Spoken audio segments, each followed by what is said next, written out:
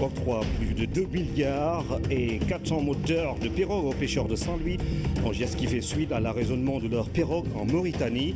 600 familles sont concernées par cet acte de solidarité. Le train express régional se met petit à petit sur les rails. L'APEX se dit même en avance sur son planning.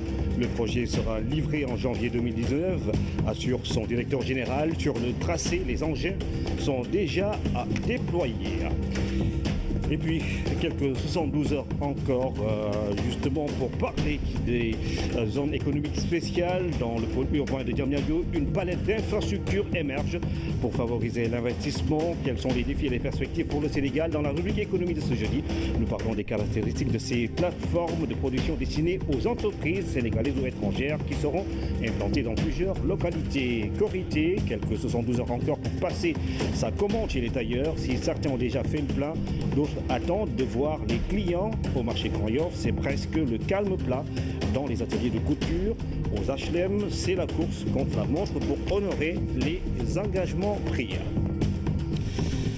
Bienvenue et bonsoir à tous. Le président de la République apporte le soutien de l'État aux pêcheurs de Saint-Louis après l'arraisonnement de leurs pirogues en Mauritanie. Le chef de l'État a tenu à leur apporter le réconfort nécessaire. Les 629 familles concernées ont reçu 2 milliards de francs CFA et des équipements. À Gendar ou Gokumbat, les pêcheurs se sont voulus reconnaissants. Papiram Bigenyaï. Saint-Louis et ses figures emblématiques offrent l'image d'une ville centenaire devenue une des locomotives de l'économie maritime sénégalaise. De Goroumatch à Guetndar, cet endroit mythique bercé par l'univers exceptionnel des pêcheurs saint-louisiens vit des instants historiques.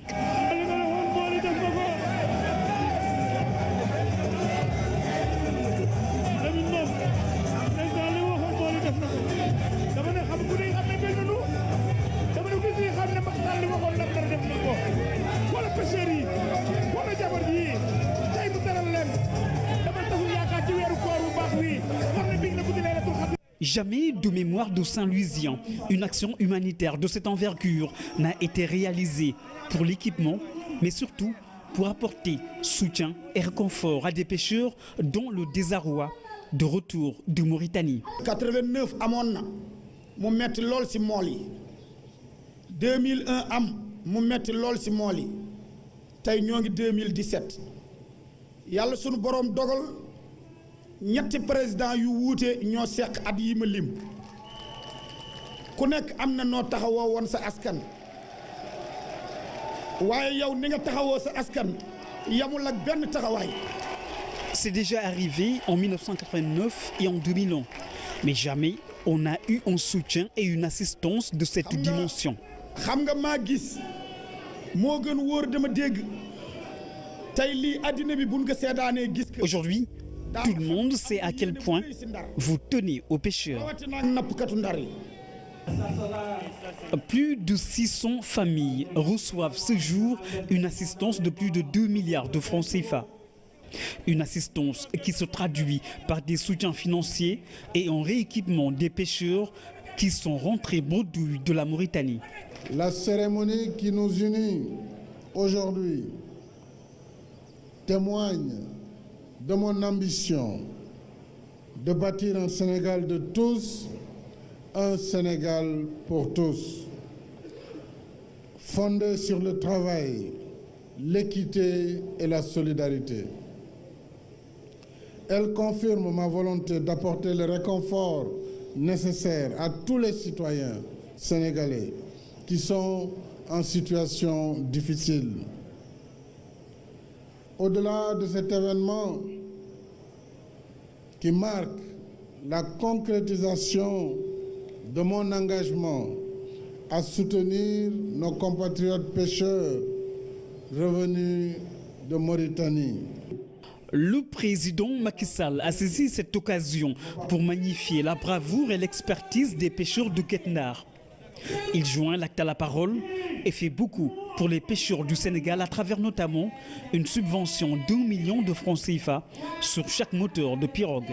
À ce jour, plus de 5000 acquis ont été signés et plus de 3000 moteurs déjà livrés aux pêcheurs de tous les horizons du Sénégal, soit un appui de plus de 3 milliards que l'État a déjà donné à tous les pêcheurs du Sénégal. Et vous avez aussi bien voulu, Monsieur le Président, généraliser cette subvention à 20 000 pirogues lors de l'inauguration du quai de pêche de Potou. Pour toutes ces actions, au nom des pêcheurs, nous vous disons merci, Monsieur le Président. À Saint-Louis, l'assistance humanitaire rejoint la trajectoire d'une vision porteuse de croissance.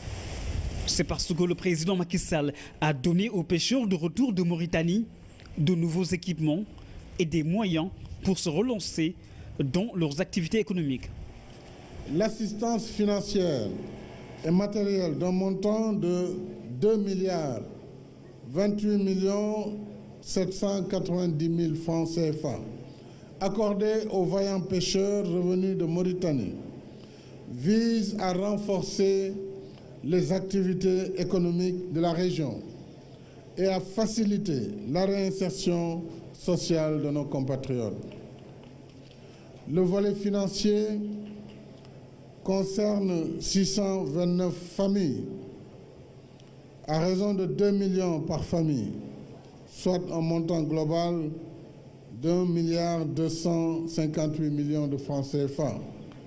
Quant au volet matériel, il est constitué de 461 moteurs, d'un coût global de 770 millions 790 000.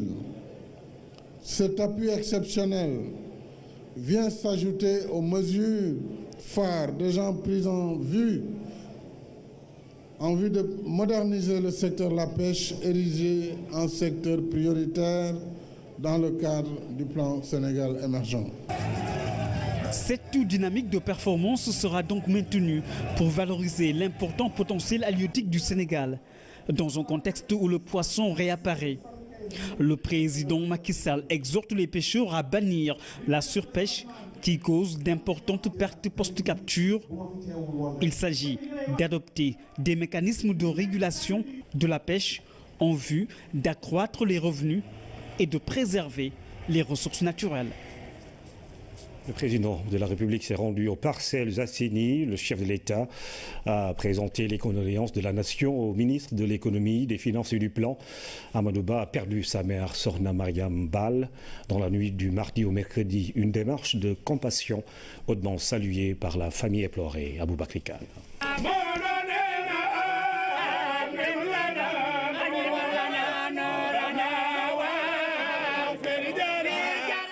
Malgré la forte délégation ministérielle qu'il avait représentée à la levée du corps, le président de la République a tenu à faire le déplacement au sortir du Conseil des ministres.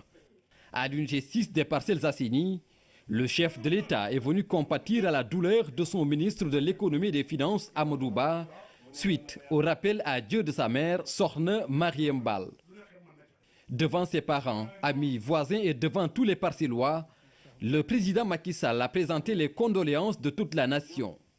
Il a par ailleurs témoigné de la rigueur et de la persévérance du ministre dans la conduite des dossiers de l'économie sénégalaise. Le président de la République de réaffirmer également devant l'assistance la confiance qu'il place en Amadou Ba en l'investissant tête de liste départementale de Benno Bokk Yakaar à Dakar pour les prochaines législatives.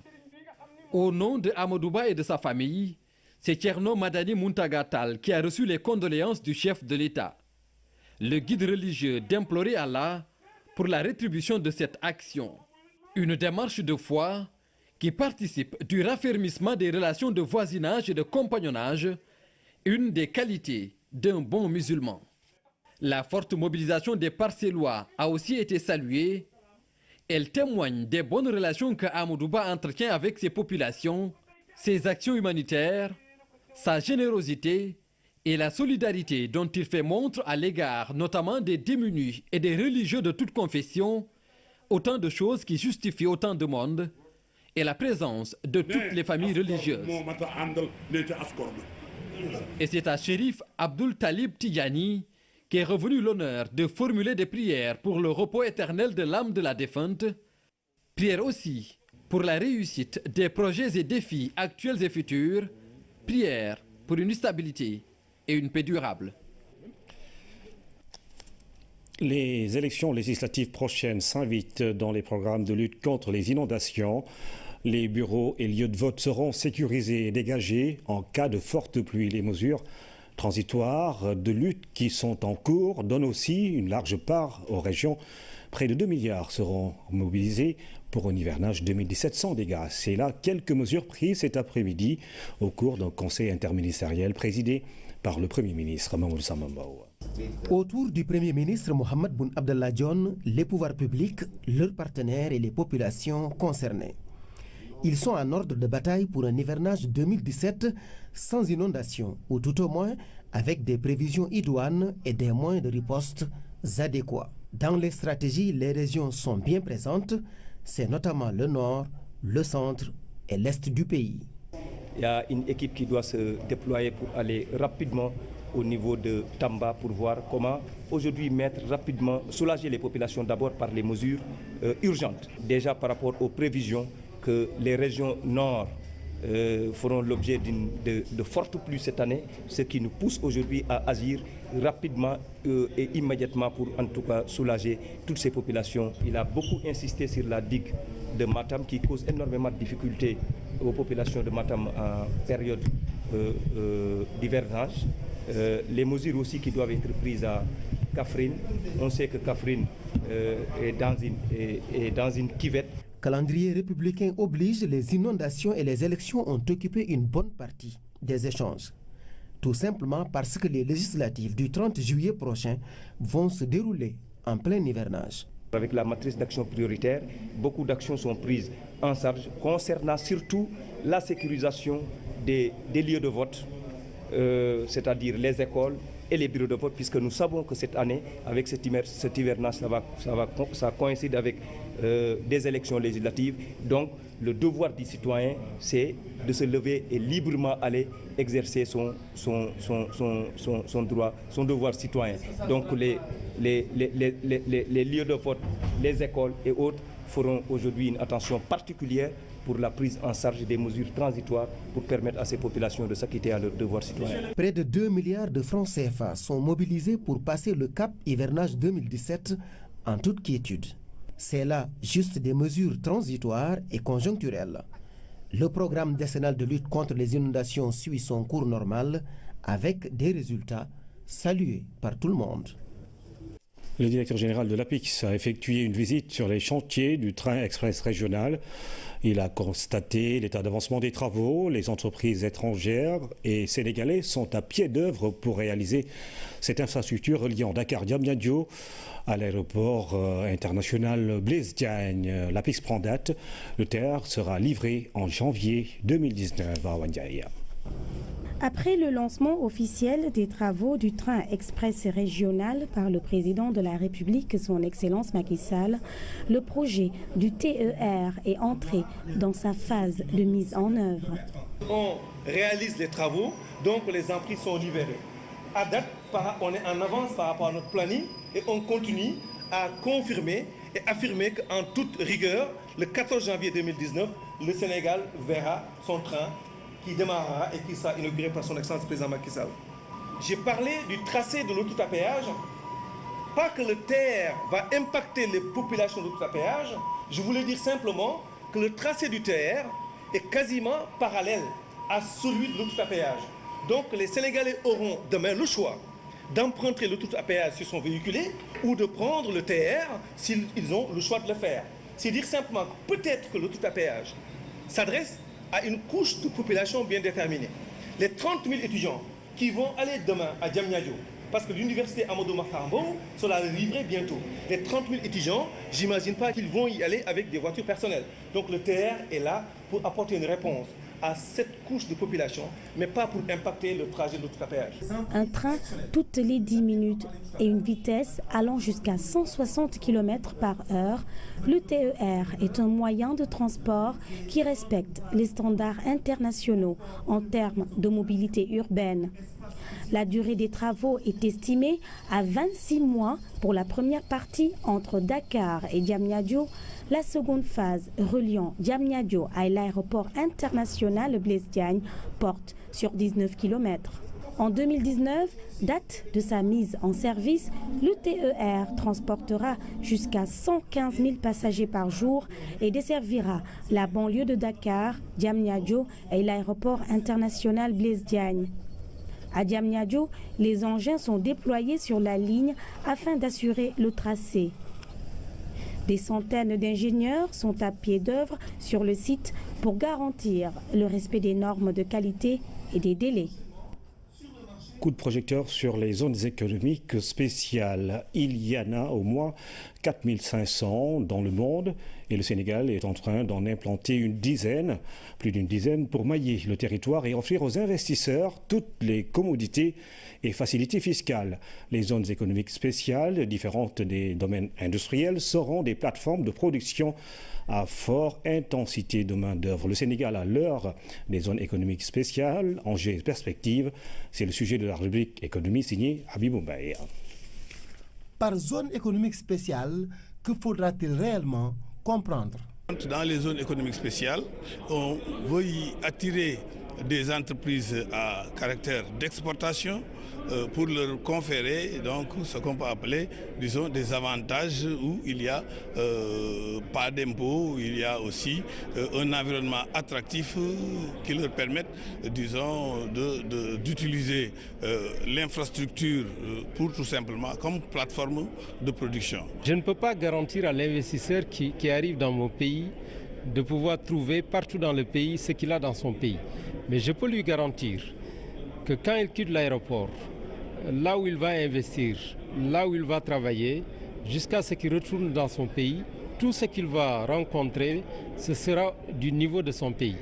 C'est ça le principe des zones économiques. C'est-à-dire, si vous prenez la zone de Diamniadio, vous avez l'aéroport de Diass, vous avez l'autoroute à péage, jusqu'à la zone économique.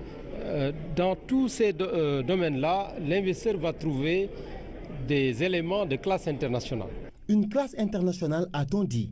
Et c'est à ce niveau que le Sénégal compte positionner ses zones économiques spéciales.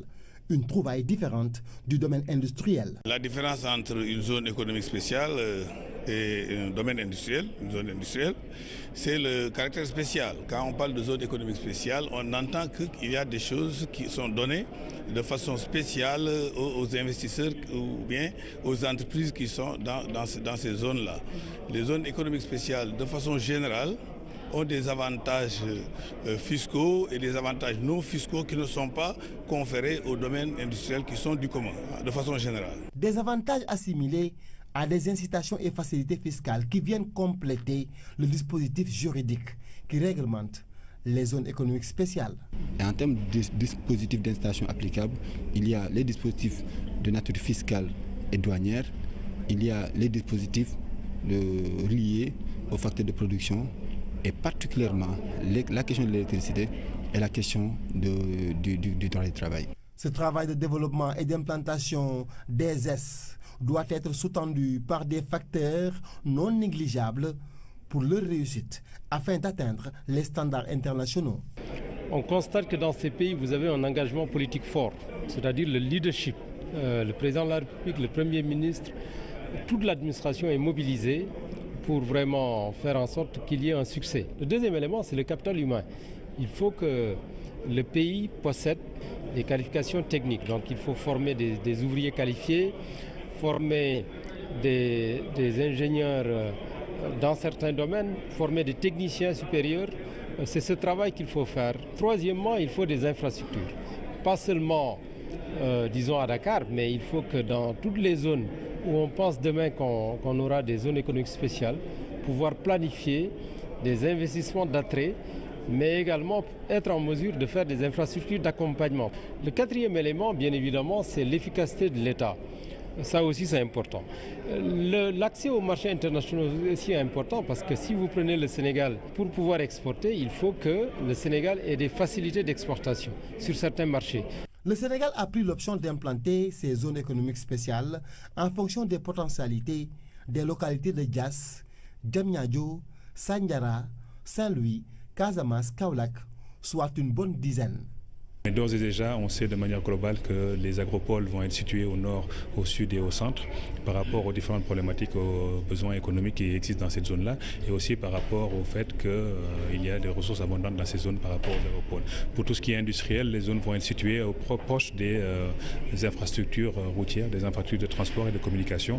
En général, elles ne sont jamais éloignées des centres, des mégalopoles, pour pouvoir bénéficier aussi du marché attrayant qu'il y a dans ces lieux-là. Pour bénéficier de ces marchés, le Sénégal s'est inspiré des expériences de plusieurs pays qui ont expérimenté les S. Il y a une foison de zones. Aujourd'hui, dans le monde, on compte à peu près 4500 zones avec une prolifération au niveau de la Chine qui a vraiment réussi ses programmes de zones et qui utilise les zones comme incubateur test pour pouvoir aller à des réformes beaucoup plus globales, telles que vous l'avez vu dans le dernier rapport. L'Éthiopie aussi a entamé des réformes qui sont majeures, qui sont très très fortes, ainsi que l'île Maurice qui bénéficie aujourd'hui d'un retour d'expérience qui lui permet de vendre cette expertise au niveau du Sénégal. Et l'ensemble des pays qu'on a choisis ont des particularités sous-jacentes avec le Sénégal qui permettent de dire qu'on a le potentiel existant pour pouvoir être leader dans la zone sous-régionale qui est l'UEMOA à travers la CEDEAO.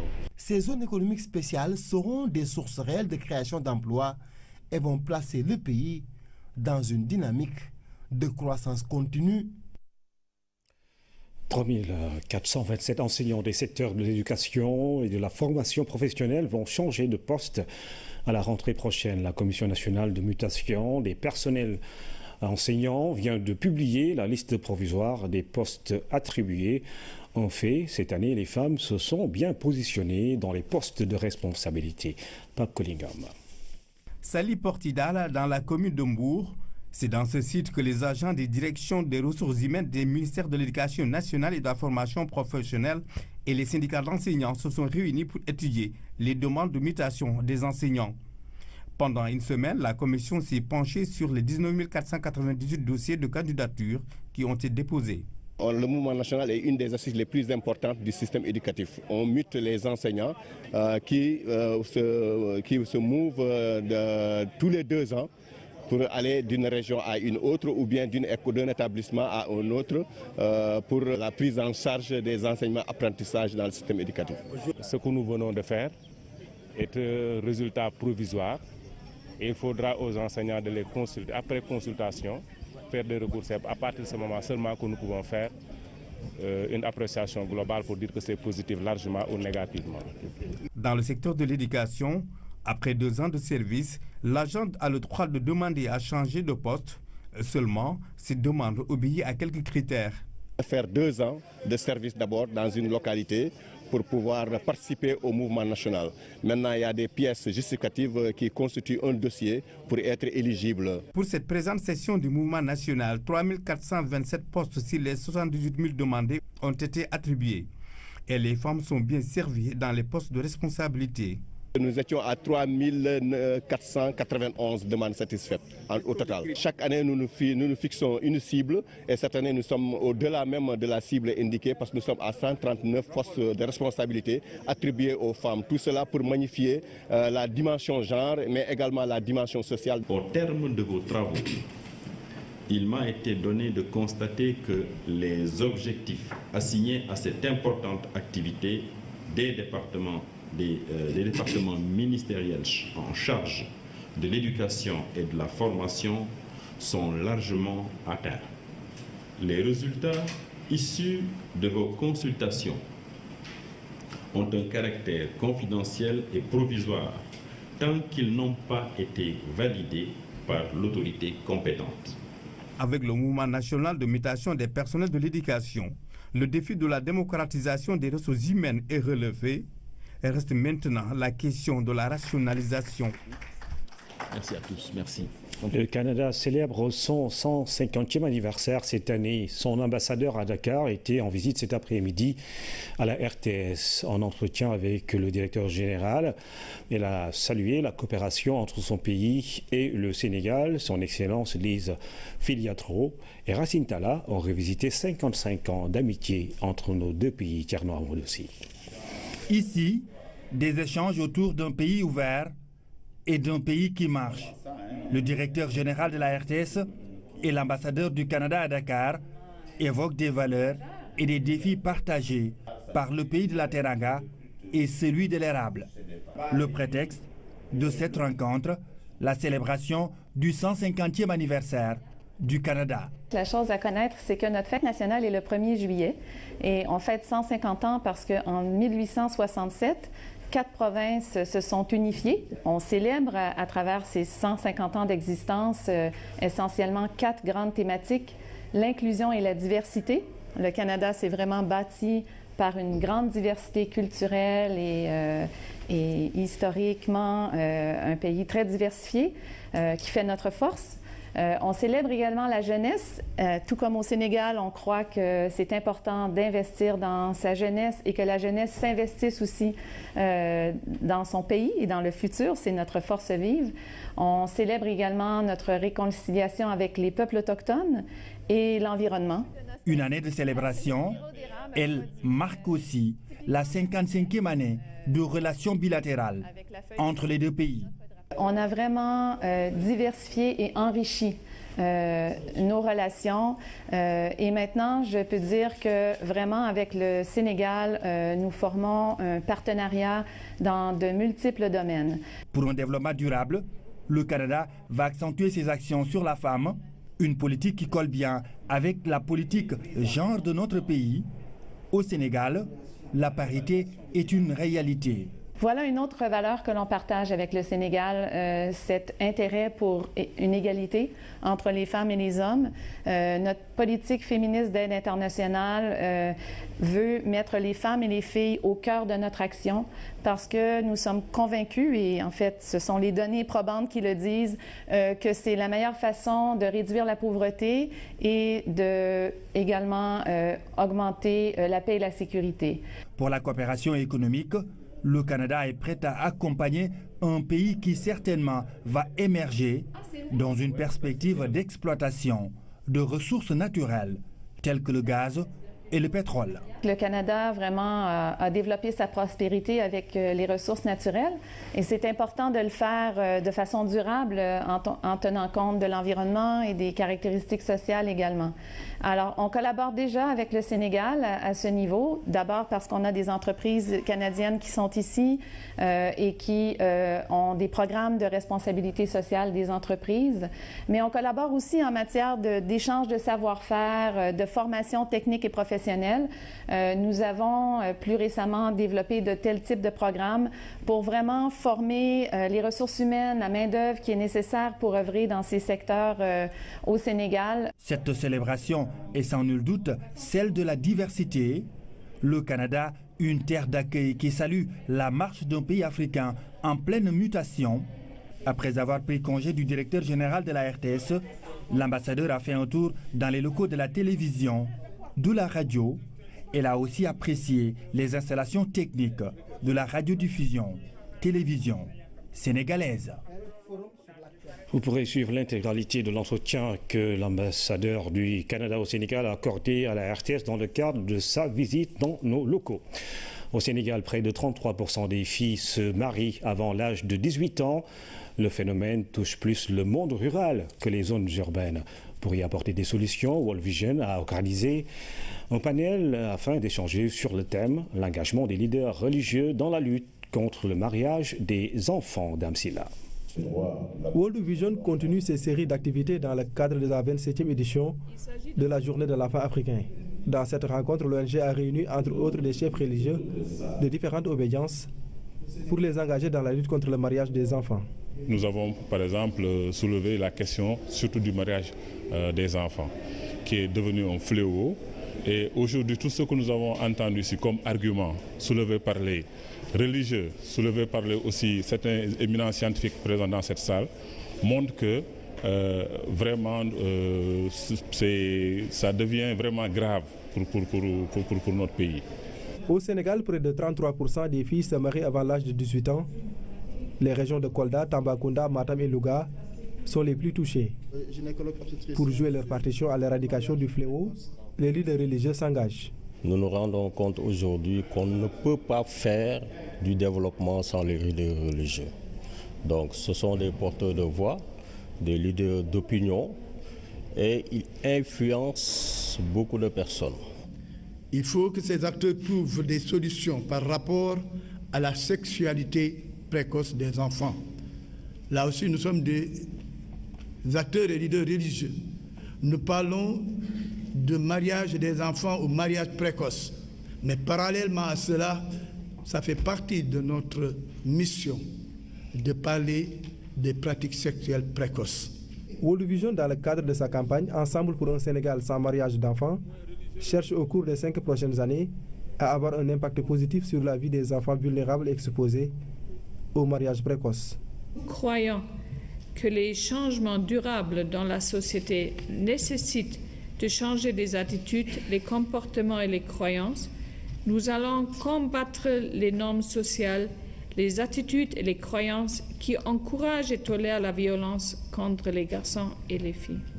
En juin 2016, le gouvernement du Sénégal avait lancé la campagne mondiale à l'instar de la communauté internationale. La campagne nationale pour la lutte contre le mariage des enfants. Donc c'est un geste fort que World Vision adresse au gouvernement du Sénégal, mais aussi témoigne de son accompagnement à la politique nationale qui est définie à travers la vision du chef de l'État. World Vision encourage les communautés religieuses de toute obédience à prendre des mesures dès aujourd'hui pour mieux comprendre les conséquences des mariages précoces et à mettre fin à la violence contre les enfants. Nous sommes à quelques 72 heures de la fin du Ramadan. Après, c'est la fête, la Korité. Alors, comment se passe la préparation de l'événement du côté des tailleurs? Si certains affichent le sourire, d'autres attendent de voir les clients. Même constat chez les revendeurs de prêt-à-porter. Nos équipes sont allées à 2 grands marchés, HLM et Grand Yoff. Anne-Marie Gomis. Marché Grand Yoff, marché HLM, 2 grands espaces de commerce. À quelques jours de la Korité, l'ambiance diffère d'un lieu à un autre. À Grand Yoff, rien n'indique que la fête se prépare. Au coin des tailleurs, pas l'ombre d'un client, c'est le calme plat, à un point d'entendre le son de la radio, de la musique religieuse, pour rehausser le moral très bas de ces tailleurs. Ça ne va pas là. Le travail aujourd'hui, ça ne va pas du tout. Nous, on est là, on travaille, mais on n'a rien vu. Mais j'espère que c'est la crise. Ouais. Les gens, les gars, ils travaillent tout le monde. Mais le même monde, quoi. Ailleurs, au marché HLM, le décor est tout autre. Une forte affluence, l'ambiance des grands jours. Au centre commercial Elisabeth Diouf, c'est déjà la fête chez les tailleurs. Ça se passe bien pour le moment, on ne se plaint pas. On remercie le bon Dieu. Vraiment, tout se passe bien. On travaille à plein temps depuis quelques jours. Mais pas pour tous. Ce n'est pas encore le grand rush, mais on espère que ça va aller d'ici la fête. Dans tous les cas, c'est la course contre la montre pour honorer les engagements. Chacun dans son domaine s'affaire pour livrer les commandes dans les délais. Nous commençons à temps pour livrer les commandes dans les délais. Nous sommes en bonne voie. Notre travail consiste à confectionner la broderie et la garniture. Pas de tenue exposée, pas de clients également trouvés sur place. Les habits déjà confectionnés sont emballés, prêts à être livrés. Des commandes en gros, une des spécialités de ce marché sous-régional. Une partie est exposée sur la voie par les revendeurs. Là également, les avis sont partagés. Les clients viennent au compte-gouttes. On ne sent pas encore la fête.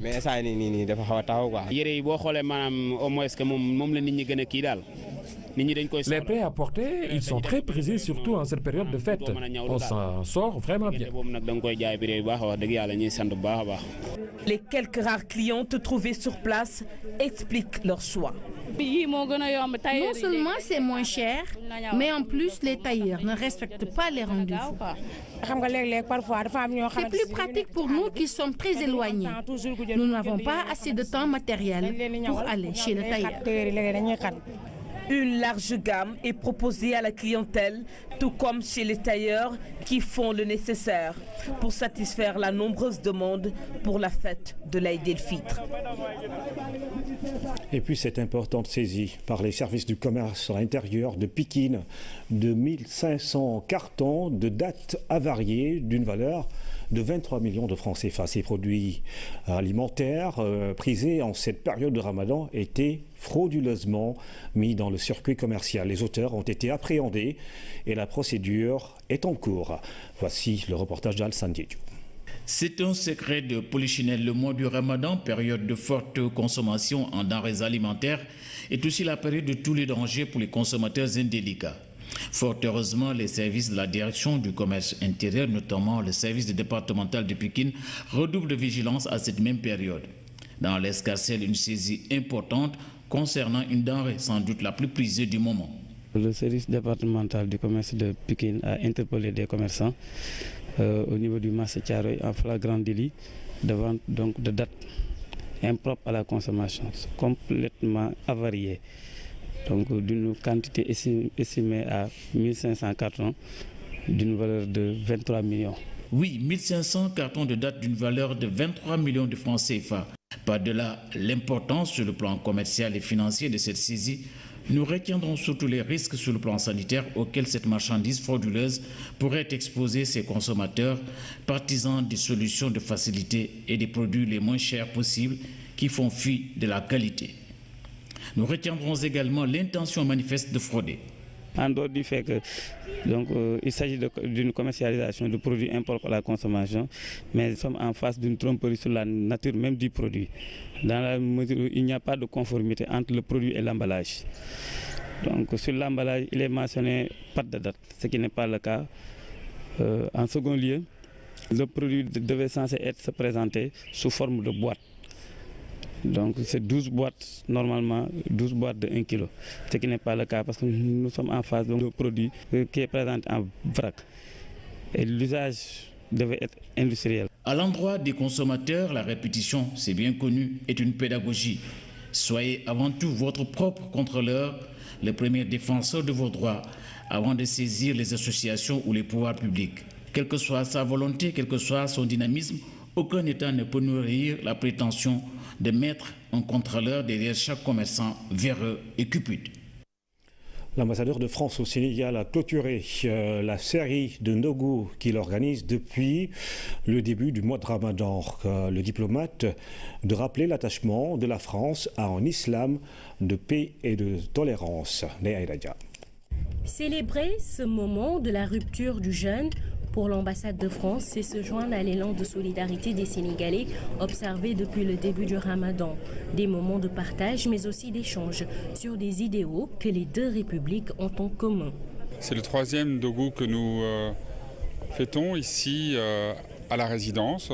C'est l'occasion pour nous de rappeler quelques évidences. D'abord que l'islam est la deuxième religion de France et qu'il est important de marquer notre attachement au respect de la laïcité, d'une laïcité ouverte, respectueuse des croyances ou des non-croyances de chacun.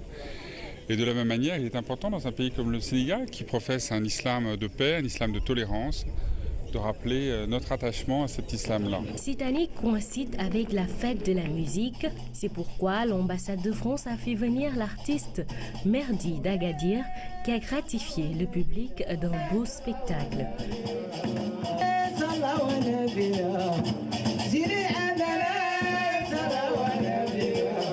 Une musique qui parle bien au-delà du Maroc, qui parle à beaucoup de régions d'Afrique, qui parle, je crois, aussi au cœur des Sénégalais. Il nous fait l'honneur de venir ce soir.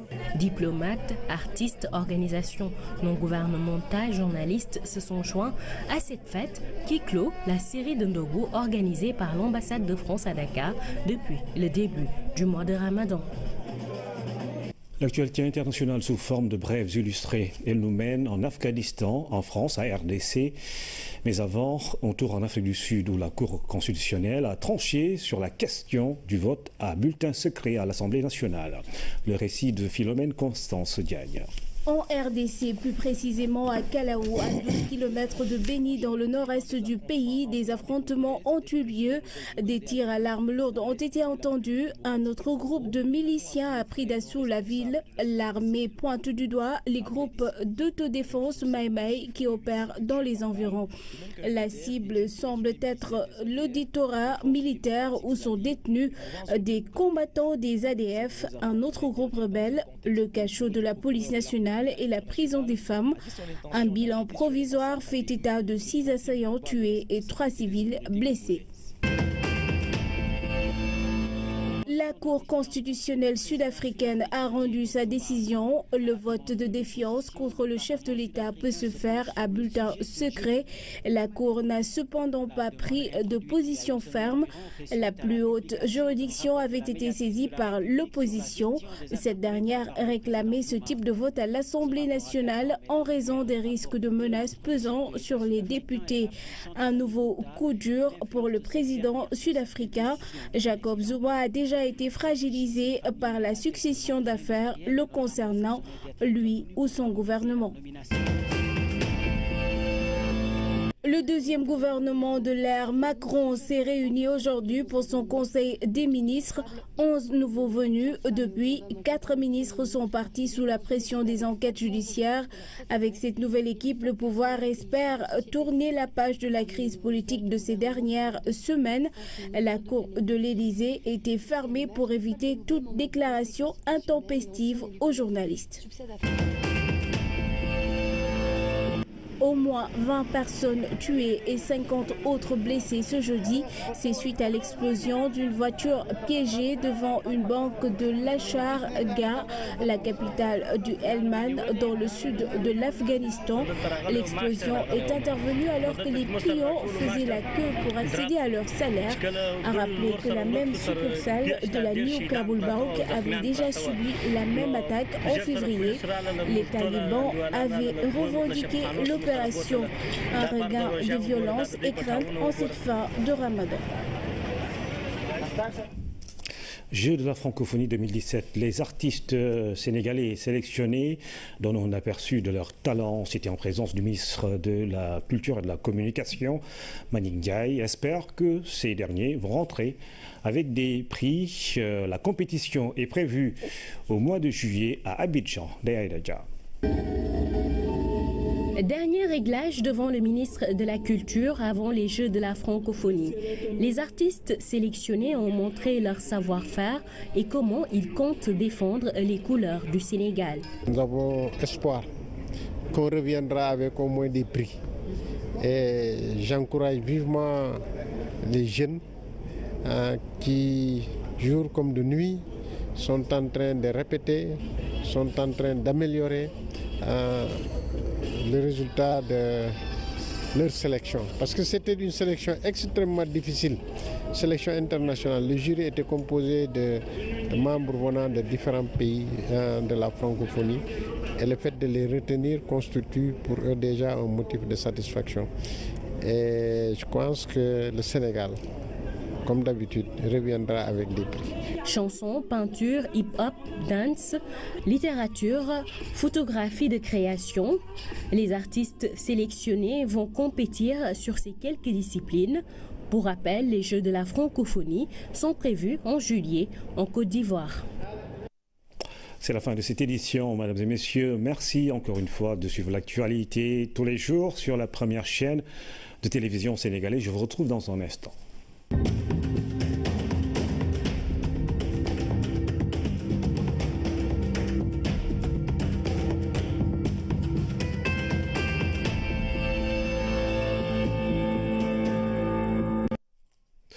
Nous vous proposons à présent l'intégralité de l'entretien que l'ambassadeur du Canada au Sénégal a accordé à la RTS.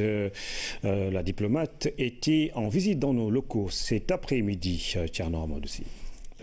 Ici, des échanges autour d'un pays ouvert et d'un pays qui marche. Le directeur général de la RTS et l'ambassadeur du Canada à Dakar évoquent des valeurs et des défis partagés par le pays de la Teranga et celui de l'érable.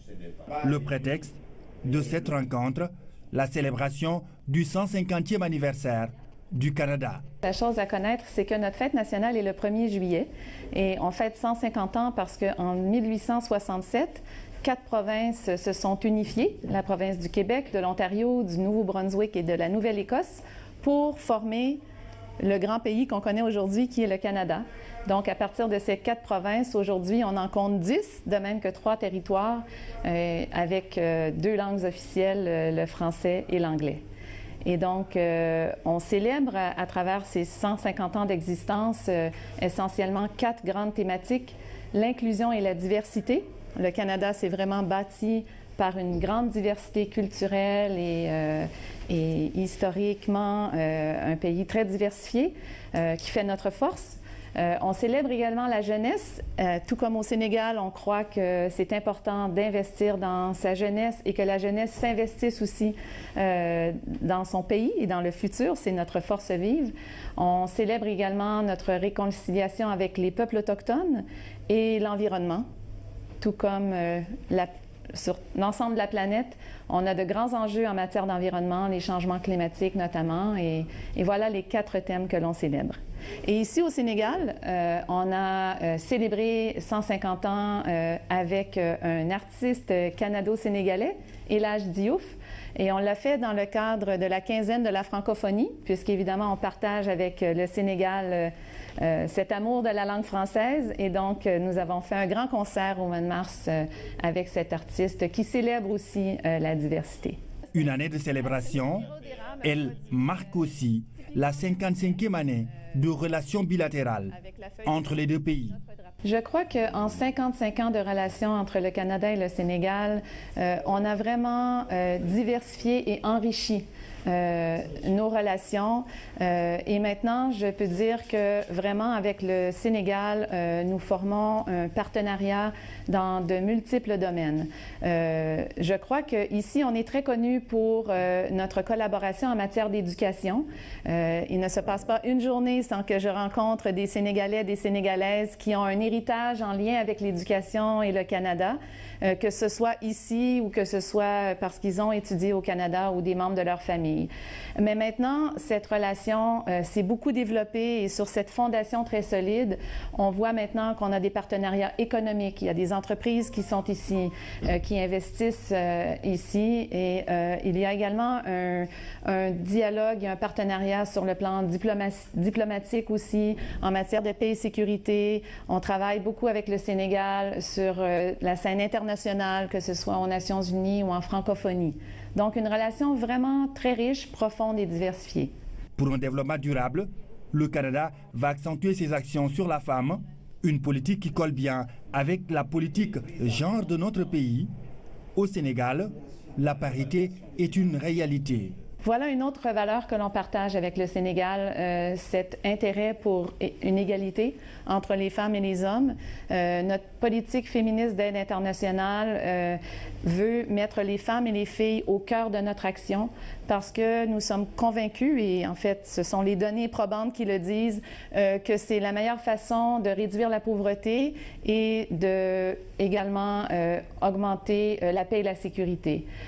Et donc, c'est à ça qu'on va s'employer ici avec le Sénégal, à s'affairer, à faire en sorte, et on le fait déjà en fait, que des opportunités égales soient offertes aux femmes et aux filles comme elles le sont aux hommes et aux garçons. Et on fait déjà beaucoup d'activités ici en appui aux femmes et aux filles, que ce soit en matière économique. J'ai visité la Casamance tout récemment et j'ai pu voir en action comment les femmes au sein des GIE, des groupes d'intérêt économique, développent des activités qui génèrent des revenus, qui améliorent les conditions de leur famille en noix de cajou, dans la transformation de produits forestiers ou de produits fruitiers. Alors, c'est ça qu'on veut faire en collaboration avec le Sénégal qui aussi avance sur ces questions. Vous avez parlé tout à l'heure d'opportunités, d'économie. Quelle opportunité d'investissement canadien peut-on attendre au Sénégal? J'ai eu l'opportunité d'aller à Montréal pour cette 3e édition du Forum économique et j'ai pu voir vraiment tout le dynamisme et tout l'enthousiasme qui existe. En fait, c'était une très belle collaboration aussi entre l'ambassade, votre ambassade du Sénégal au Canada qui est extrêmement dynamique et qui avait organisé cet événement auquel nous avons collaboré également. également. J'ai pu voir en action beaucoup d'entrepreneurs, hommes et femmes, dans des secteurs qu'on connaît déjà. On est très présent, par exemple, en matière de gestion de ressources naturelles, le secteur minier, mais il y a des nouveaux secteurs aussi qui émergent et, entre autres, j'ai eu l'occasion de visiter un premier centre de technologie propre, Nguéroc, ici au Sénégal. Donc, il y a eu une présentation sur ce centre qui vise à utiliser de la matière première des pneus, de la matière plastique et la transformer en biofuel.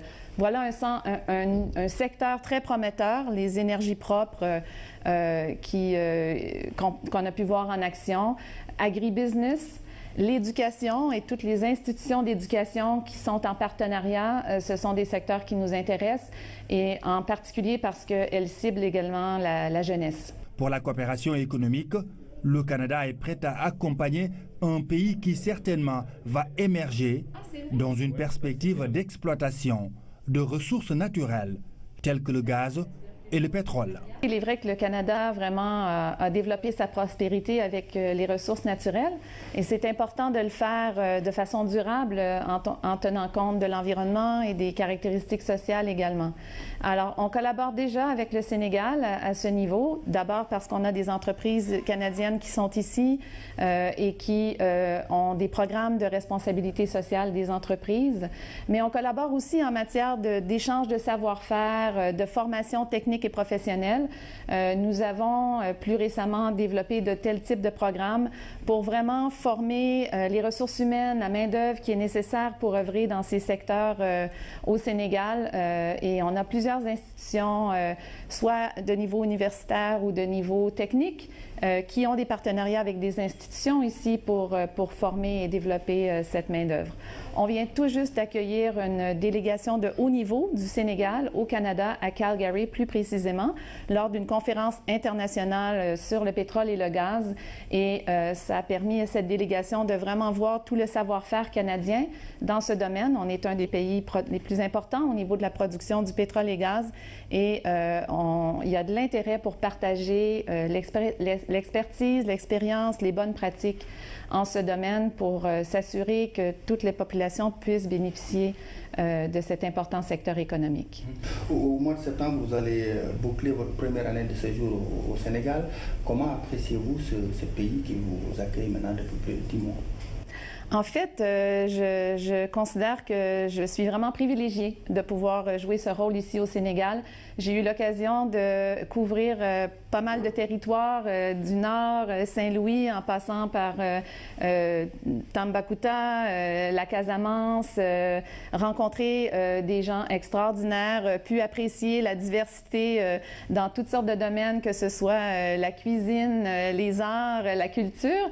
Mais en particulier, je voulais parler du peuple sénégalais. Les Sénégalais et les Sénégalaises, je crois que ce sont des personnes ouvertes, avec une tolérance, une diversité. Et je crois que là-dessus, on partage beaucoup ces valeurs avec le Canada et on a l'opportunité de vraiment pouvoir faire des choses extraordinaires avec cette population, cette jeunesse, ces femmes qui ont une grande force d'amener le pays vers l'avant. Et donc, ce sera un plaisir de pouvoir collaborer dans mes prochaines années pour continuer de collaborer. Cette célébration est sans nul doute celle de la diversité. Le Canada, une terre d'accueil qui salue la marche d'un pays africain en pleine mutation. Après avoir pris congé du directeur général de la RTS, l'ambassadeur a fait un tour. Dans les stratégies, les régions sont bien présentes. C'est notamment le nord, le centre et l'est du pays. Il y a une équipe qui doit se déployer pour aller rapidement au niveau de Tamba pour voir comment aujourd'hui mettre rapidement, soulager les populations d'abord par les mesures urgentes. Déjà par rapport aux prévisions que les régions nord feront l'objet de fortes pluies cette année, ce qui nous pousse aujourd'hui à agir rapidement et immédiatement pour en tout cas soulager toutes ces populations. Il a beaucoup insisté sur la digue de Matam qui cause énormément de difficultés aux populations de Matam en période d'hivernage. Les mesures aussi qui doivent être prises à Kaffrine. On sait que Kaffrine est dans une cuvette. Calendrier républicain oblige, les inondations et les élections ont occupé une bonne partie des échanges. Tout simplement parce que les législatives du 30 juillet prochain vont se dérouler en plein hivernage. Avec la matrice d'action prioritaire, beaucoup d'actions sont prises en charge concernant surtout la sécurisation des lieux de vote, c'est-à-dire les écoles et les bureaux de vote, puisque nous savons que cette année, avec cet hivernage, ça coïncide avec des élections législatives. Donc, le devoir du citoyen, c'est de se lever et librement aller exercer son droit, son devoir citoyen. Donc, les lieux de vote, les écoles et autres feront aujourd'hui une attention particulière pour la prise en charge des mesures transitoires pour permettre à ces populations de s'acquitter à leurs devoirs citoyens. Près de 2 milliards de francs CFA sont mobilisés pour passer le cap hivernage 2017 en toute quiétude. C'est là juste des mesures transitoires et conjoncturelles. Le programme décennal de lutte contre les inondations suit son cours normal avec des résultats salués par tout le monde. Le directeur général de l'APIX a effectué une visite sur les chantiers du train express régional. Il a constaté l'état d'avancement des travaux. Les entreprises étrangères et sénégalais sont à pied d'œuvre pour réaliser cette infrastructure reliant Dakar-Diamniadio à l'aéroport international Blaise Diagne. L'APIX prend date. Le TER sera livré en janvier 2019 à Wandiaï. Après le lancement officiel des travaux du train express régional par le président de la République, son Excellence Macky Sall, le projet du TER est entré dans sa phase de mise en œuvre. On réalise les travaux, donc les emprises sont libérées. À date, on est en avance par rapport à notre planning et on continue à confirmer et affirmer qu'en toute rigueur, le 14 janvier 2019, le Sénégal verra son train qui démarrera et qui sera inauguré par son Excellence président Macky Sall. J'ai parlé du tracé de l'autoroute à péage. Pas que le TER va impacter les populations de l'autoroute à péage, je voulais dire simplement que le tracé du TER est quasiment parallèle à celui de l'autoroute à péage. Donc les Sénégalais auront demain le choix d'emprunter l'autoroute à péage s'ils sont véhiculés ou de prendre le TER s'ils ont le choix de le faire. C'est dire simplement que peut-être que l'autoroute à péage s'adresse à une couche de population bien déterminée. Les 30 000 étudiants qui vont aller demain à Diamniadio, parce que l'université Amadou Mahtar Mbow sera livrée bientôt. Les 30 000 étudiants, j'imagine pas qu'ils vont y aller avec des voitures personnelles. Donc le TER est là pour apporter une réponse à cette couche de population, mais pas pour impacter le trajet de l'autoroute à péage. Un train toutes les 10 minutes et une vitesse allant jusqu'à 160 km/h, le TER est un moyen de transport qui respecte les standards internationaux en termes de mobilité urbaine. La durée des travaux est estimée à 26 mois pour la première partie entre Dakar et Diamniadio. La seconde phase reliant Diamniadio à l'aéroport international Blaise Diagne porte sur 19 km. En 2019, date de sa mise en service, le TER transportera jusqu'à 115 000 passagers par jour et desservira la banlieue de Dakar, Diamniadio et l'aéroport international Blaise Diagne. À Diamniadio, les engins sont déployés sur la ligne afin d'assurer le tracé. Des centaines d'ingénieurs sont à pied d'œuvre sur le site pour garantir le respect des normes de qualité et des délais. Coup de projecteur sur les zones économiques spéciales. Il y en a au moins 4500 dans le monde et le Sénégal est en train d'en implanter une dizaine, plus d'une dizaine, pour mailler le territoire et offrir aux investisseurs toutes les commodités et facilités fiscales. Les zones économiques spéciales, différentes des domaines industriels, seront des plateformes de production à forte intensité de main-d'œuvre. Le Sénégal a l'heure des zones économiques spéciales, enjeux et perspectives. C'est le sujet de la rubrique économie signée Habibou Mbaye. Par zone économique spéciale, que faudra-t-il réellement comprendre? Dans les zones économiques spéciales, on veut... À Saint-Louis, l'assistance humanitaire rejoint la trajectoire d'une vision porteuse de croissance. C'est parce que le président Macky Sall a donné aux pêcheurs de retour de Mauritanie de nouveaux équipements et des moyens pour se relancer dans leurs activités économiques.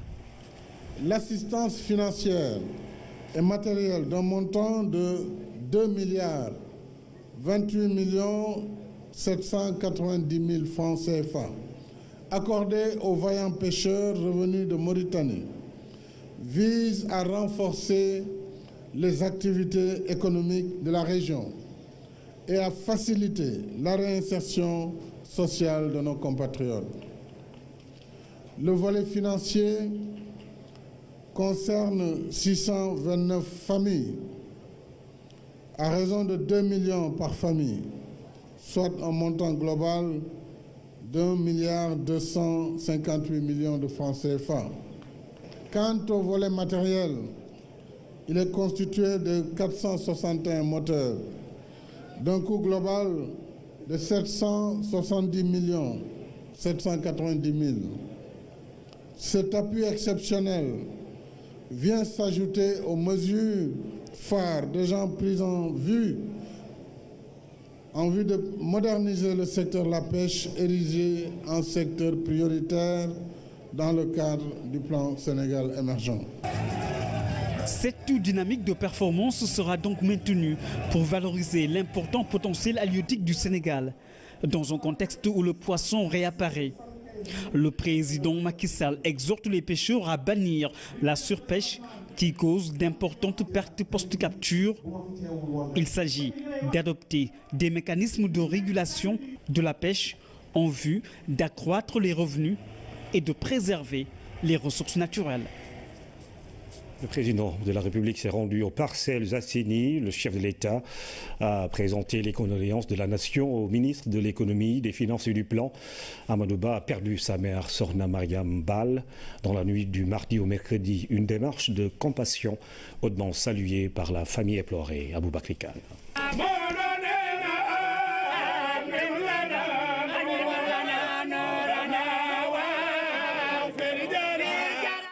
Malgré la forte délégation ministérielle qu'il avait représentée à la levée du corps, le président de la République a tenu à faire le déplacement au sortir du Conseil des ministres. À l'unité 6 des parcelles Zassini, le chef de l'État est venu compatir à la douleur de son ministre de l'économie et des finances, Amadou Ba, suite au rappel à Dieu de sa mère, Sorna Mariam Bal.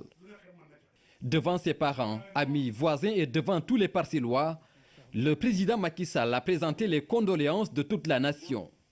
Il a par ailleurs témoigné de la rigueur et de la persévérance du ministre dans la conduite des dossiers de l'économie sénégalaise. Le président de la République a réaffirmé également devant l'assistance la confiance qu'il place en Amadou Ba en l'investissant tête de liste départementale de Benno Bokk Yakaar à Dakar pour les prochaines législatives. Au nom de Amadou Ba et de sa famille, c'est Thierno Madani Mountaga Tall qui a reçu les condoléances du chef de l'État. Le guide religieux d'implorer Allah pour la rétribution de cette action. Une démarche de foi qui participe du raffermissement des relations de voisinage et de compagnonnage, une des qualités d'un bon musulman. La forte mobilisation des Parcellois a aussi été saluée. Elle témoigne des bonnes relations que Amadou Ba entretient avec ses populations, ses actions humanitaires, sa générosité et la solidarité dont il fait montre à l'égard notamment des démunis et des religieux de toute confession, autant de choses qui justifient autant de monde et la présence de toutes les familles religieuses. Et c'est à Chérif Abdul Talib Tijani qu'est revenu l'honneur de formuler des prières pour le repos éternel de l'âme de la défunte, prières aussi pour la réussite des projets et défis actuels et futurs, prière pour une stabilité et une paix durable. Les élections législatives prochaines s'invitent dans les programmes de lutte contre les inondations. Les bureaux et lieux de vote seront sécurisés et dégagés en cas de forte pluie. Les mesures transitoires de lutte qui sont en cours donnent aussi une large part aux régions. Près de 2 milliards seront mobilisés pour un hivernage 2017 sans dégâts. C'est là quelques mesures prises cet après-midi au cours d'un conseil interministériel présidé par le Premier ministre Mamadou Samambao. Autour du Premier ministre Mohamed Boun Abdallah Dionne, les pouvoirs publics, leurs partenaires et les populations concernées. Ils sont en ordre de bataille pour un hivernage 2017 sans inondation, ou tout au moins avec des prévisions idoines et des moyens de riposte adéquats. Portidal, dans la commune de Mbour, c'est dans ce site que les agents des directions des ressources humaines des ministères de l'Éducation nationale et de la formation professionnelle et les syndicats d'enseignants se sont réunis pour étudier les demandes de mutation des enseignants. Pendant une semaine, la commission s'est penchée sur les 19 498 dossiers de candidature qui ont été déposés. Le mouvement national est une des assises les plus importantes du système éducatif. On mute les enseignants qui se mouvent tous les 2 ans pour aller d'une région à une autre ou bien d'un établissement à un autre pour la prise en charge des enseignements apprentissages dans le système éducatif. Ce que nous venons de faire est un résultat provisoire et il faudra aux enseignants de les consulter après consultation, faire des recours. C'est à partir de ce moment seulement que nous pouvons faire une appréciation globale pour dire que c'est positif largement ou négativement. Dans le secteur de l'éducation, après 2 ans de service, l'agent a le droit de demander à changer de poste. Seulement, cette demande obéit à quelques critères. Faire 2 ans de service d'abord dans une localité pour pouvoir participer au mouvement national. Maintenant, il y a des pièces justificatives qui constituent un dossier pour être éligible. Pour cette présente session du mouvement national, 3 427 postes sur les 78 000 demandés ont été attribués. Et les femmes sont bien servies dans les postes de responsabilité. Nous étions à 3 491 demandes satisfaites au total. Chaque année, nous nous fixons une cible et cette année, nous sommes au-delà même de la cible indiquée parce que nous sommes à 139 postes de responsabilité attribués aux femmes. Tout cela pour magnifier la dimension genre, mais également la dimension sociale. Au terme de vos travaux, il m'a été donné de constater que les objectifs assignés à cette importante activité des départements ministériels en charge de l'éducation et de la formation sont largement atteints. Les résultats issus de vos consultations ont un caractère confidentiel et provisoire tant qu'ils n'ont pas été validés par l'autorité compétente. Avec le mouvement national de mutation des personnels de l'éducation, le défi de la démocratisation des ressources humaines est relevé. Reste maintenant la question de la rationalisation. Merci à tous, merci. Le Canada célèbre son 150e anniversaire cette année. Son ambassadeur à Dakar était en visite cet après-midi à la RTS. En entretien avec le directeur général, elle a salué la coopération entre son pays et le Sénégal. Son Excellence Lise Filiatro et Racine Talla ont revisité 55 ans d'amitié entre nos 2 pays. Tierno Amadou aussi. Ici, des échanges autour d'un pays ouvert et d'un pays qui marche. Le directeur général de la RTS et l'ambassadeur du Canada à Dakar évoquent des valeurs et des défis partagés par le pays de la Teranga et celui de l'érable. Le prétexte de cette rencontre, la célébration du 150e anniversaire du Canada. La chose à connaître, c'est que notre fête nationale est le 1er juillet et on fête 150 ans parce qu'en 1867, 4 provinces se sont unifiées. On célèbre à travers ces 150 ans d'existence essentiellement 4 grandes thématiques. L'inclusion et la diversité. Le Canada s'est vraiment bâti par une grande diversité culturelle et historiquement un pays très diversifié qui fait notre force. On célèbre également la jeunesse. Tout comme au Sénégal, on croit que c'est important d'investir dans sa jeunesse et que la jeunesse s'investisse aussi dans son pays et dans le futur. C'est notre force vive. On célèbre également notre réconciliation avec les peuples autochtones et l'environnement. Une année de célébration, elle marque aussi la 55e année de relations bilatérales entre les 2 pays. On a vraiment diversifié et enrichi nos relations et maintenant, je peux dire que vraiment avec le Sénégal, nous formons un partenariat dans de multiples domaines. Pour un développement durable, le Canada va accentuer ses actions sur la femme, une politique qui colle bien avec la politique genre de notre pays. Au Sénégal, la parité est une réalité. Voilà une autre valeur que l'on partage avec le Sénégal, cet intérêt pour une égalité entre les femmes et les hommes. Notre politique féministe d'aide internationale veut mettre les femmes et les filles au cœur de notre action parce que nous sommes convaincus, et en fait ce sont les données probantes qui le disent, que c'est la meilleure façon de réduire la pauvreté et de également augmenter la paix et la sécurité. Pour la coopération économique, le Canada est prêt à accompagner un pays qui certainement va émerger dans une perspective d'exploitation de ressources. Il octroie plus de 2 milliards et 400 moteurs de pirogues aux pêcheurs de Saint-Louis. En geste qui fait suite à l'arraisonnement de leurs pirogues en Mauritanie. 600 familles sont concernées par cet acte de solidarité.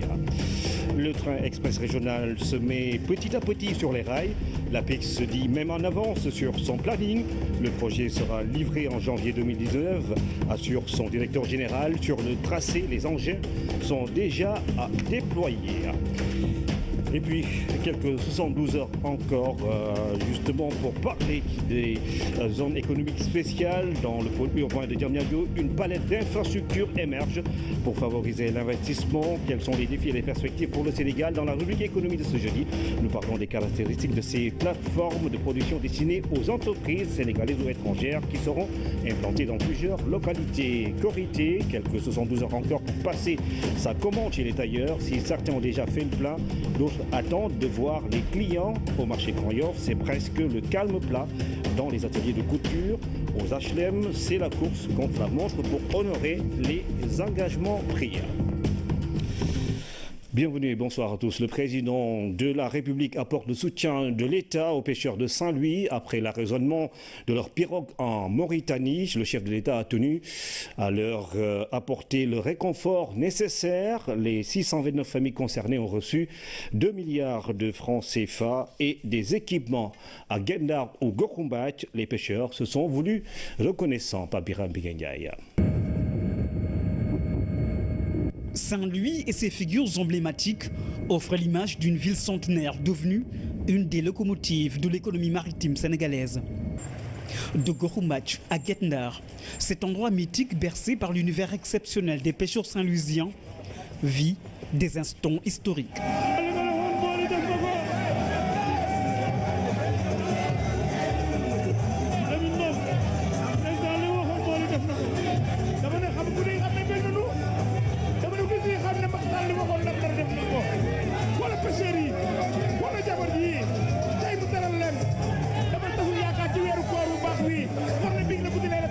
Jamais de mémoire de Saint-Louisien, une action humanitaire de cette envergure n'a été réalisée pour l'équipement, mais surtout pour apporter soutien et réconfort à des pêcheurs dont le désarroi de retour de Mauritanie. 89 amonna mu metti lol ci mool yi 2001 am mu metti lol ci mool yi tay ñoo ngi 2017 yàlla sunu borom dogal ñetti président yu wuute ñoo seq at yi ma lim ku nekk am na noo taxawoo woon sa askan waaye yow ni nga taxawoo sa askan yamul ak benn taxawaay. C'est déjà arrivé en 1989 et en 2001, mais jamais on a eu un soutien et une assistance de cette dimension. xam nga maa gis moo gën wóor dama dégg tey lii àddina bi buñ ko seedaanee gis. Aujourd'hui, tout le monde sait à quel point vous tenez aux pêcheurs. Plus de 600 familles reçoivent ce jour une assistance de plus de 2 milliards de francs CFA. Une assistance qui se traduit par des soutiens financiers et un rééquipement des pêcheurs qui sont rentrés bredouilles de la Mauritanie. La cérémonie qui nous unit aujourd'hui témoigne de mon ambition de bâtir un Sénégal de tous, un Sénégal pour tous, fondé sur le travail, l'équité et la solidarité. Elle confirme ma volonté d'apporter le réconfort nécessaire à tous les citoyens sénégalais qui sont en situation difficile. Au-delà de cet événement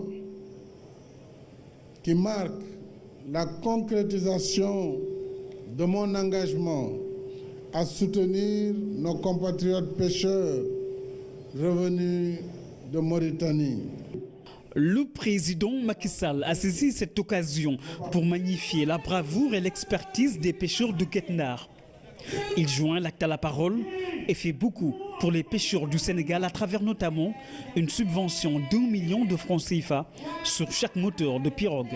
À ce jour, plus de 5000 acquis ont été signés et plus de 3000 moteurs déjà livrés aux pêcheurs de tous les horizons du Sénégal, soit un appui de plus de 3 milliards que l'État a déjà donné à tous les pêcheurs du Sénégal. Et vous avez aussi bien voulu, Monsieur le Président, généraliser cette subvention à 20 000 pirogues lors de l'inauguration du quai de pêche de Potou. Pour toutes ces actions, au nom des pêcheurs, nous vous disons merci, Monsieur le Président. Attirer des entreprises à caractère d'exportation pour leur conférer donc ce qu'on peut appeler, disons, des avantages où il n'y a pas d'impôts, il y a aussi un environnement attractif qui leur permette, disons, d'utiliser l'infrastructure pour tout simplement comme plateforme de production. Je ne peux pas garantir à l'investisseur qui arrive dans mon pays de pouvoir trouver partout dans le pays ce qu'il a dans son pays. Mais je peux lui garantir que quand il quitte l'aéroport, là où il va investir, là où il va travailler, jusqu'à ce qu'il retourne dans son pays, tout ce qu'il va rencontrer, ce sera du niveau de son pays.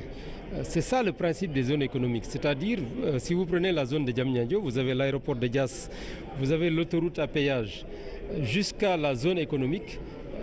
Dans tous ces domaines-là, l'investisseur va trouver des éléments de classe internationale. Une classe internationale, a-t-on dit? Et c'est à ce niveau que le Sénégal compte positionner ses zones économiques spéciales. Une trouvaille différente du domaine industriel. La différence entre une zone économique spéciale et un domaine industriel, une zone industrielle, c'est le caractère spécial. Quand on parle de zone économique spéciale, on entend qu'il y a des choses qui sont données de façon spéciale aux investisseurs ou bien aux entreprises qui sont dans ces zones-là. Les zones économiques spéciales, de façon générale, ont des avantages fiscaux et des avantages non fiscaux qui ne sont pas conférés aux domaines industriels qui sont du commun, de façon générale. Des avantages assimilés à des incitations et facilités fiscales qui viennent compléter le dispositif juridique qui réglemente les zones économiques spéciales. Et en termes de dispositifs d'incitation applicables, il y a les dispositifs de nature fiscale et douanière, il y a les dispositifs liés aux facteurs de production, et particulièrement la question de l'électricité et la question du droit du travail. Ce travail de développement et d'implantation des S doit être sous-tendu par des facteurs non négligeables pour leur réussite afin d'atteindre les standards internationaux. On constate que dans ces pays, vous avez un engagement politique fort, c'est-à-dire le leadership. Le président de la République, le Premier ministre, toute l'administration est mobilisée pour vraiment faire en sorte qu'il y ait un succès. Le deuxième élément, c'est le capital humain. Il faut que le pays possède des qualifications techniques. Donc il faut former des ouvriers qualifiés, former des ingénieurs dans certains domaines, former des techniciens supérieurs. C'est ce travail qu'il faut faire. Troisièmement, il faut des infrastructures. Pas seulement, disons, à Dakar, mais il faut que dans toutes les zones où on pense demain qu'on aura des zones économiques spéciales, pouvoir planifier des investissements d'attrait, mais également être en mesure de faire des infrastructures d'accompagnement. Le quatrième élément, bien évidemment, c'est l'efficacité de l'État. Ça aussi, c'est important. L'accès aux marchés internationaux est aussi important parce que si vous prenez le Sénégal, pour pouvoir exporter, il faut que le Sénégal ait des facilités d'exportation sur certains marchés. Le Sénégal a pris l'option d'implanter ces zones économiques spéciales en fonction des potentialités des localités de Diass, Diamniadio, Sandiara, Saint-Louis, Casamance, Kaolack, soit une bonne dizaine. Et d'ores et déjà, on sait de manière globale que les agropoles vont être situés au nord, au sud et au centre par rapport aux différentes problématiques, aux besoins économiques qui existent dans cette zone-là et aussi par rapport au fait qu'il y a des ressources abondantes dans ces zones par rapport aux agropoles. Pour tout ce qui est industriel, les zones vont être situées proches des infrastructures routières, des infrastructures de transport et de communication. En général, elles ne sont jamais éloignées des centres, des mégalopoles pour pouvoir bénéficier aussi du marché attrayant qu'il y a dans ces lieux-là. Pour bénéficier de ces marchés, le Sénégal s'est inspiré des expériences de plusieurs pays qui ont expérimenté les S. Il y a une foison de zones. Aujourd'hui, dans le monde, on compte à peu près 4500 zones avec une prolifération au niveau de la Chine qui a vraiment réussi ses programmes de zones et qui utilise les zones comme incubateur test pour pouvoir aller à des réformes beaucoup plus globales, telles que vous l'avez vu dans le dernier rapport. L'Éthiopie aussi a entamé des réformes qui sont majeures, qui sont très très fortes, ainsi que l'île Maurice qui bénéficie aujourd'hui d'un retour d'expérience qui lui permet de vendre cette expertise au niveau du Sénégal. Et l'ensemble des pays qu'on a choisis ont des particularités sous-jacentes avec le Sénégal qui permettent de dire qu'on a le potentiel existant pour pouvoir être leader dans la zone sous-régionale qui est l'UEMOA à travers la CEDEAO. Ces zones économiques spéciales seront des sources réelles de création d'emplois et vont placer le pays dans une dynamique de croissance continue.